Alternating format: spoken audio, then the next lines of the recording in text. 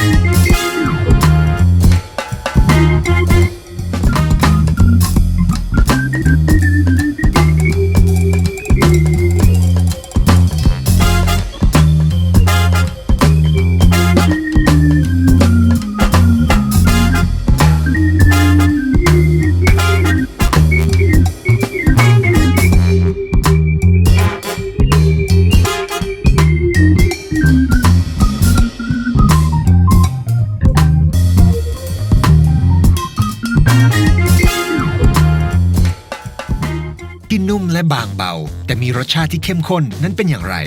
นอกจากจะแสดงวิธีการทำมูสช็อกโกแลตแล้วเรายังจะบอกวิธีการแต่งหน้ามูสแบบเจ๋งๆให้คุณอีก3แบบงั้นเรามาเริ่มกันเลย